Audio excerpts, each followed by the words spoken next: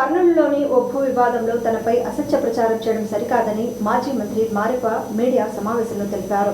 కర్నూలులోని 45వ వార్డుకు చెందిన survey number 771/A1లో 67 సెంట్ల స్థలానికి సంబంధించి ఎంఆర్పీఎస్ నాయకులు సోమసుందర్కు ఎస్వీఎస్ ప్రసాద్ మధ్య వివాదం ఉందని, ఈ విషయంలో తాను మాట్లాడకుండా సేపూరి విజయమోహన్ ను అరెస్ట్ చేయాలని అన్నట్లు సోషల్ మీడియాలో అసత్య ప్రచారం చేయడం సరికాదన్నారు.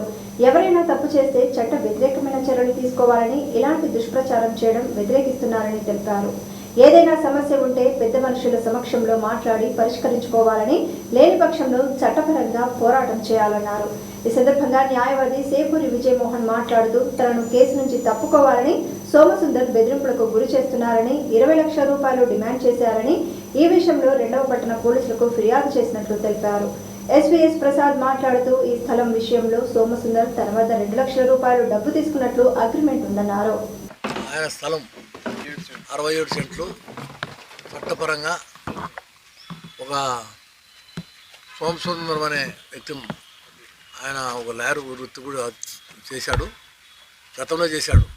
కానీ ఆయన ఎంఆర్పిఎస్లో దొరుకుతుంటాడు, యాక్టివ్ పర్సనే. కానీ దాది మాది వాళ్ళ పూర్వీకులు, వాళ్ళ నాయన వాళ్ళు, వాళ్ళ తాత కలెక్టర్ ఆఫీసర్లో ఒక ఆయన తహసీల్దారు, ఒక ఆయన గుమస్తాగా చేసి దాన్ని పరంపోగు ల్యాండ్ను రిజిస్టర్ చేసుకున్నామో డబ్బులు ఇచ్చి కొనుక్కున్నామని అన్నారు. అది ఎంతవరకు నిజమో తెలియదు. రికార్డు బేస్ చేసుకొని దాన్ని బేస్ చేసుకొని మన ప్రసాద్ గారు కొనుక్కున్నారు.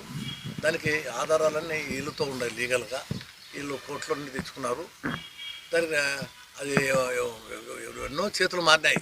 దానికి వాళ్ళ తాతకు ముగ్గురు కొడుకులు సంతకాలు పెట్టినారు.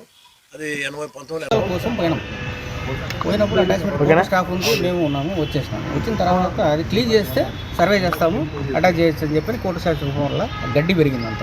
దానివల్ల మేము వచ్చేసినాం.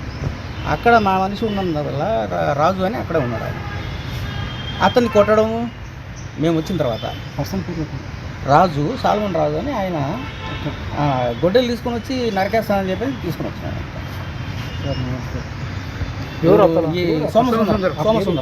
సోమసుందరము సాల్మన్ రాజు నువ్వు నరకేస్తాను, చంపేస్తాను వచ్చి తర్వాత నన్ను 20 లక్షలు డిమాండ్ చేస్తున్నాడు. ఏమని, నువ్వు ఈ కేసు మానుకోవాలి, ఇంతవరకు ఎవరు లాయర్ రాలేదు ఈ కేసు చేయడానికి, నువ్వు మానుకుంటావా లేకపోతే 20 లక్షలు ఇస్తావా, లేదు నీ మీద SC/ST కేసు పెట్టాలా, కేసు పెట్టి రిజిస్టర్ చేయాలా. ఇది నేను మాదిగ దండోర నాయకుడిని, ఏ విధంగా అయినా ఈ సైట్లో లాక్కుంటా, నువ్వు ఈ కేసు చేయకూడదు అని చెప్పి చెప్తున్నారు.